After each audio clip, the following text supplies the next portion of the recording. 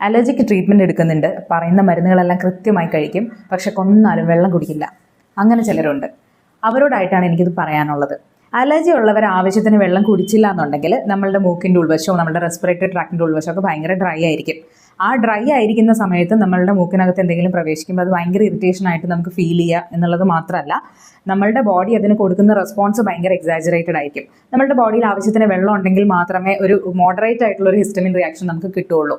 പക്ഷേ ആ വെള്ളം ഇല്ലാന്നുണ്ടെങ്കിൽ ഹിസ്റ്റമിൻ റിയാക്ഷൻ ഭയങ്കര എക്സാജറേറ്റഡ് ആയിരിക്കും ഫീൽ ചെയ്യുക.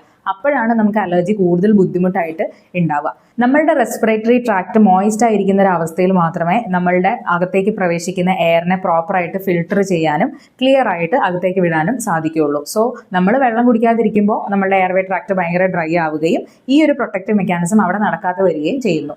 നമ്മളുടെ എയർവേ ട്രാക്ട് ഡ്രൈ ആണെങ്കിൽ സ്വാഭാവികമായിട്ടും നമ്മളുടെ ബ്രോങ്കിയൽ ട്യൂബ്സ് ഒക്കെ ചുരുങ്ങി പോകാനുള്ള ഒരു സാധ്യതയുണ്ട്. ഇങ്ങനെ ചുരുങ്ങുന്ന സമയത്ത് ഓൾറെഡി അലർജി ഉള്ളൊരു പേഷ്യൻ്റ് ആണെങ്കിൽ ശ്വാസം മുട്ട് പോലെയുള്ള ബുദ്ധിമുട്ടുകളും കൂടി ഇതിൻ്റെ ഒപ്പം അനുഭവിക്കേണ്ടതായിട്ട് വരും.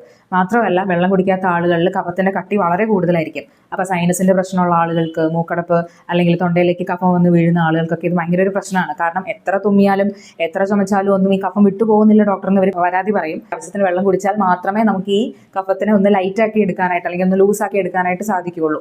സ്കിൻ അലർജി ഉള്ള ആളുകളിലും ഇതേപോലെ വെള്ളം കുടിക്കാതിരിക്കുമ്പോൾ നമ്മളുടെ സ്കിന്നിൽ ഇറിറ്റേഷൻ കോസ് ചെയ്യുന്ന വസ്തുക്കൾ പെട്ടെന്ന് തന്നെ നമ്മളുടെ സ്കിൻ ബാരിയർ തകർത്ത് നമ്മളുടെ അകത്ത് കടക്കാനുള്ള സാധ്യതയും ഇറിറ്റേഷൻ കോസ് ചെയ്യാനുള്ള ചാൻസും ഉണ്ട്. അപ്പോൾ കൂടുതൽ ചൊറിച്ചിൽ, ഇറിറ്റേഷൻ ഒക്കെ നമുക്ക് ഫീൽ ചെയ്യും. അതുകൊണ്ട് എത്ര പറഞ്ഞാലും വെള്ളം കുടിക്കാത്ത നിങ്ങളുടെ ചങ്കിന് ഈ വീഡിയോ അയച്ചു കൊടുത്തിട്ട് ഇനിയെങ്കിലും കുറച്ച് വെള്ളം കുടിക്കാൻ പറയും.